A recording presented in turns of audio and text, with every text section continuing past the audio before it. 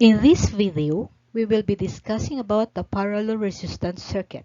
So we're gonna learn what happened of the voltage across all the branches. Okay, what happened to the voltage across all the branches here, here, and here. And also we're gonna have to figure out what is the individual current in each branch.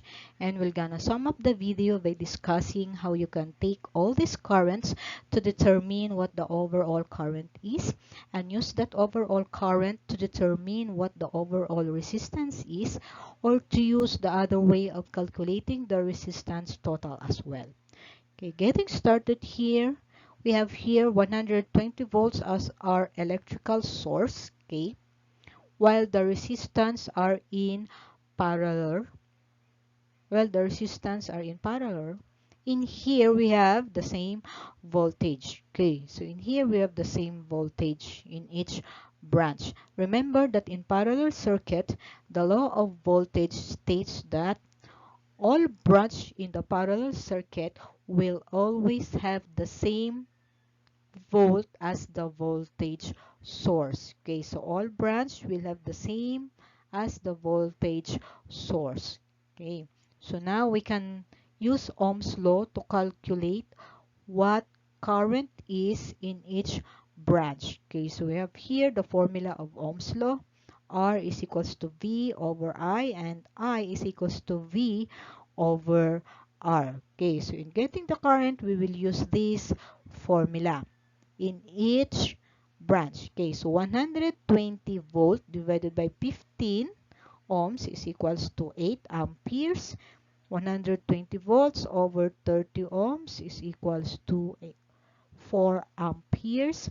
And 120 volts over 20 ohms is equals to 6 amperes. Okay, so now we have the current that running through each branch.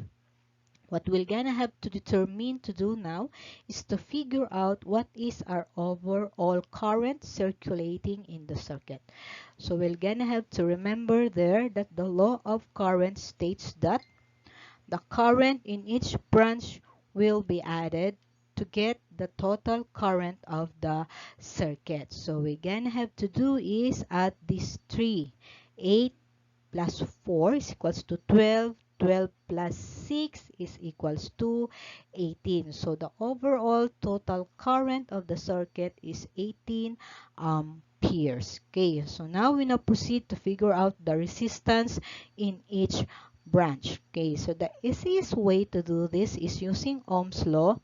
R is equals to V divided by the I, or voltage divided by the current. So we have here the voltage, which is 120 volt, and the current, which is 18 amperes. So 120 divided by 18, so the overall circuit resistance is 6.7 ohms. Okay, or we can calculate the resistance in each branch by doing the law of resistance in parallel circuit, which is the law of odd reciprocals. Okay, so 1 over 15 is equals to 0.07, 1 over 30 is equals to 0.03, 1 over 20 is equals to 0.05. All we need to do is add these three. Okay, so we're gonna have 1 over RT, or 1 divided by 0.15. Okay, so but this is not the answer.